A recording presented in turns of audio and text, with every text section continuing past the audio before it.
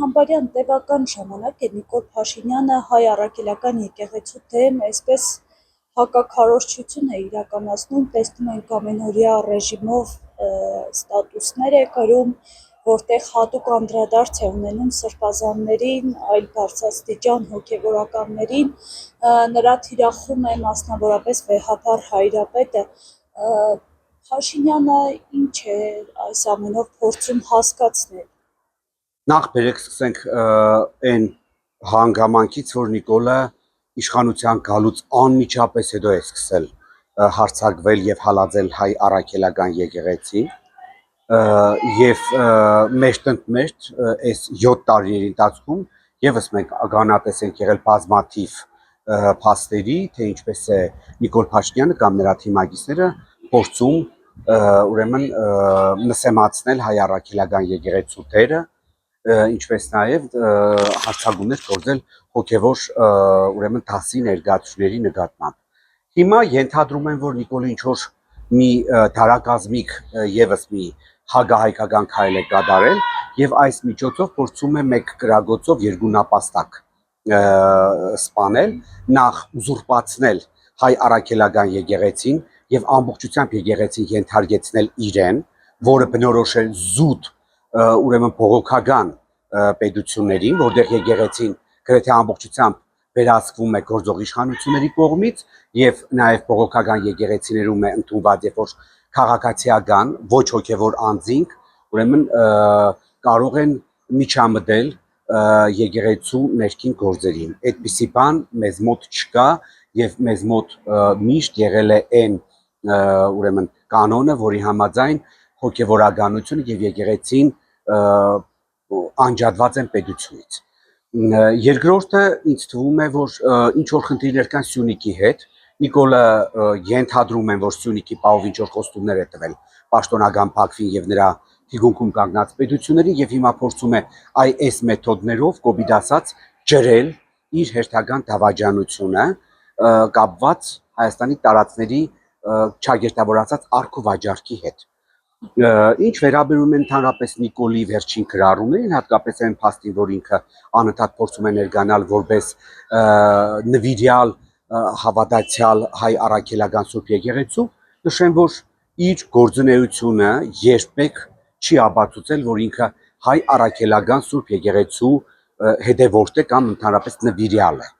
Ինչի համար եմ ես ասում, որովհետև կան բազմաթիվ ապացույցներ, այդ թվում նաև իր պաշտոնական Facebook-յան էջից հանված սկրիններ, որտեղ իշխանության գալուց հետո Նիկոլ Փաշինյանը տեղադրում էր հայտնի կյանքի խոսք աղանդի ուրեմն ադեպտներից մեկի, քարոզիչներից մեկի Վահե Պետրոսյանի քարոզները եւ կոչ էր անում իր էջի հետևորդներին կարդալ, լսել, որը նշանակում է, որ նա հայ առաքելական Սուրբ եկեղեցու նվիրյալ հետևորդ չի կարող լինել կամ ընդհանրապես հետևորդ։ Լավ, ես ինքս էլ եմ հայ առաքելական Սուրբ եկեղեցու հետևորդ, բայց ես երբեք ինձ թույլ չեմ տա, ասենք, ինչ որ աղանդավորական կազմակերպությունների ներկայացուցիչների քարոզները դնել իմ էջին եւ կոչ անել մարդկանց լսել կամ ունկնդրել դրանք։ Երկրորդը բացարձակ նորություն չէ, որ նրա միջնեկ եւ փոքր դուստրերը կան տեսանյութերը շփվում են հենց այդ վերնշված կյանքի խոսք աղանդի ներկայացուցիչների հետ։ Մեկը պարում է, մյուսը նսած քարոզն է լսում, թե երկեր են լսում, անկեղծ ասած ես դա չգիտեմ, բայց ամեն դեպքում համացանցում այդ նյութերը տարածված են։ Երրորդը, անցյալ տարի Նիկոլ Փաշինյանը մասնակցելով սեպտեմբեր ամսին, սեպտեմբերի վերջին միավորված ազգերի կազմակերպության գլխավոր ասամբլեայի գագաթաժողովին ելույթ ունեցավ ՄԱԿ-ի ամբիոնից եւ մեջ բերեց Աստվածաշնչից մի դրվագ, որը հայ առաքելական Սուրբ եկեղեցու կողմից թարգմանության մեջ, որը տեղադրված է նաեւ Մայրաթոր Սուրբ Էջմիածնի կայքում, այդպես չէ, եւ ինքը մեջ բերեց մի դրվագ Սուրբ գրքից, որը ամբողջությամբ Եհովայի վկաների կամ այլ աղանդների ներկայացուցիչների կողմից է կիրառվում։ Չորրորդը բոլորին է հայտնի, հատկապես պատմաբաններին եւ կրոնագետներին, որ աղանդավորների մոտ է շատ ընդունված տարբերակ, երբ որ աղանդավորները ուղղակիորեն խմբագրում են Սուրբ Գիրքը։ Հանելով դրանից այն բաները, որոնք իրենց ձեռնտու չեն, տեղադրելով այն իրենց ձեռնտու է։ Նիկոլ Փաշինյանը բազմից է նման հնարքի դիմել Սուրբ Գրքից մեջբերումներ անելով իր Facebook-յան էջում։ Հիմա հարց, այդ մարդը հայ առաքելական Սուրբ եկեղեցու հետևորդ է, թե աղանդավոր է։ Ես այսքան օրինակներ բերեցի կոնկրետ փաստերով, որը ապացուցում է, որ ինքը աղանդավոր է եւ նրա ադելությունը հայ առաքելական Սուրբ եկեղեցու նկատմամբ նաեւ պայմանավորված է հենց սրանով, որ Նիկոլ Փաշինյանը փորձում է մոտ 1800 տարվա պատմություն ունեցող մեր եկեղեցին դարձնել բողոքական։ Ինչ է նշանակում Հայաստանի Հանրապետությունը պետք է վերահսկի։ Հայաստանի Հանրապետությունը չի կարող վերահսկել մի կազմակերպություն, որը իր ամբողջ պատմության ընթացքում չի վերահսկվել, ընդհակառակը, երբ որ մենք pedagogiություն չենք ունեցել, ինքը փոխարինել է pedagogan ֆունկցիաները եւ նրա հետ հաշվի են նստել բյուզանդական կայսրերը, թուրք սուլտանները, պարսից շահերը, ռուս ցարերը եւ այլոք, եւ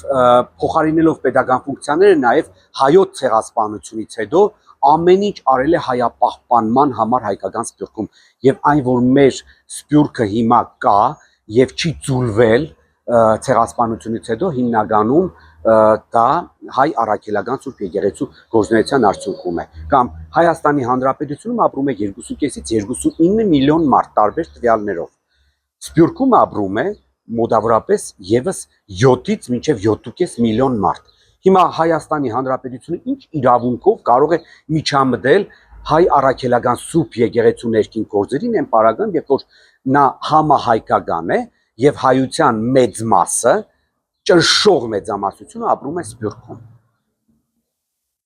եւ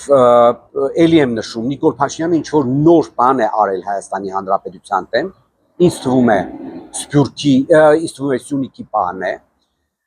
եւ ինքը փորձում է այսպիսի աղմուկով ուրեմն լուծել իր հարցերը շեղել հասարակության ուշադրությունը կարևորագույն հարցերից կամ անընդհատ հարցադրումներ է անում բան գիտես ասա դիդավորյալ վիրավորում է եւ ստորացնում է փորձում է ստորացնել չի կարող ստորացնել հոգեվորական բարձր դասի ներկայացուցիչներին եպիսկոպոսներին եւ arczepiskopոսներին ինչ որ մարդկանց վերագրելով ինչ որ արարքներ անուն չի տալիս դա դեղին մամուլի լրագրողի գին բնորոշ վարքագիծ է ռուսերեն շատ հիանալի բառ կա безотчетник ինքը հենց դրանից է բան ունես ասելու ասա կոնկրետ ինչ հարցեր ես տալիս ասենք այսօր հարց է տալիս թող կաթողիկոսը պարզաբանի կաթողիկոսը պարզաբանելու ոչ մի բան չունի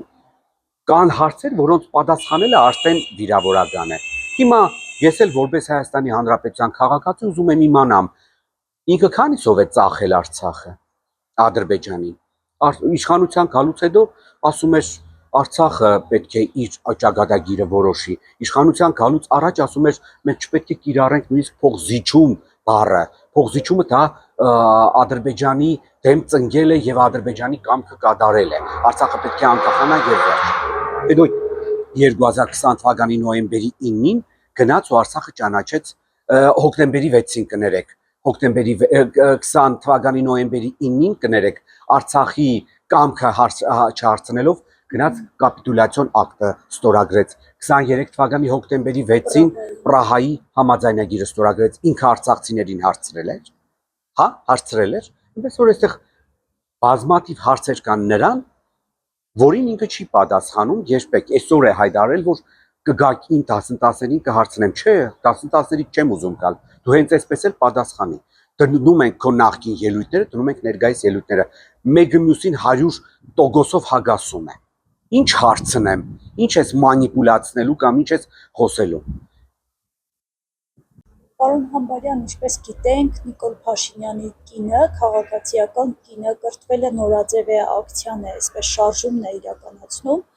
բայց տեսնում ենք, որ բառամթերքը փողոցային բառապաշարով է, իր սկսել է մարդկանց թիրախավորել է, անձնական վիրավորանքներ է հնչեցնում,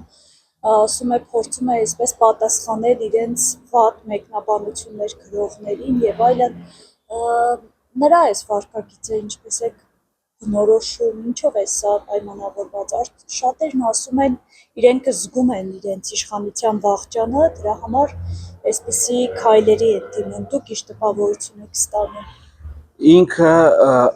եւս մի քանի նպատակներով է սա ամեն ինչ անում, նախ շեղում է հասարակության ուշադրությունը Հայաստանի գլխին ծառացած սարսափելի խնդիրներից այդ մեկ։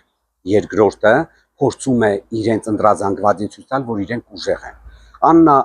Հակոբյանը պատահական չի այս բառամթերքը օգտագործում, որովհետև իրենց ընդրազանգվածը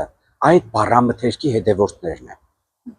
Դուք մտեք նայեք Նիկոլագանների բառամթերքը, դուք կտեսնեք, որ 95%-ը փողոցային բառապաշարով է խոսում դիմացինի հետ, այսինքն դիմացին ասելով նկատի ունեմ ընդդիմախոսների հետ։ Եվ Աննա Հակոբյանը ցածրանալով այդ մագարտակի փորձում է նրանց հավասարվել, ցույց տալ, որ ինքը նրանցից մեկն է եւ դրանով ամրացնել իր շուրջ բոլորը այդ զանգվածին։ Սա է խնդիրը։ Ինչ վերաբերվում է ուրեմն նրա վարկագծին,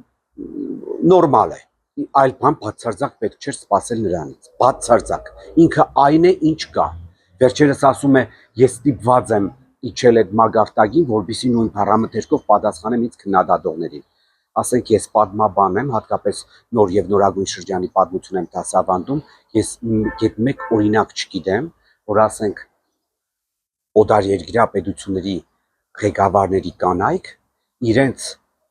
քննադատությունները, իրենց վիրավորանքները այդպես մանրակրկիտ ուսումնասիրեն եւ նույն բառամթերքով եւ ավելին, նույնիսկ ավելի ցածր մագարտակով ուրեմն պատասխանեն, չկա նման բան։ Սա միայն Հայաստանում է, այն էլ Նիկոլի Հայաստանում։ Ինչ զարգացումներ են սպասվում Հայաստանում, ինչպիսի ամառ կունենանք։ Դե Նիկոլ Փաշինյանը պատրաստում է արդահեշտ կամ հերթական խորհրդարանական ընտրությունների քաղաքական դաշտը հիմա ինքը մաքրելու է բոլոր վտանգավոր կերպարներից։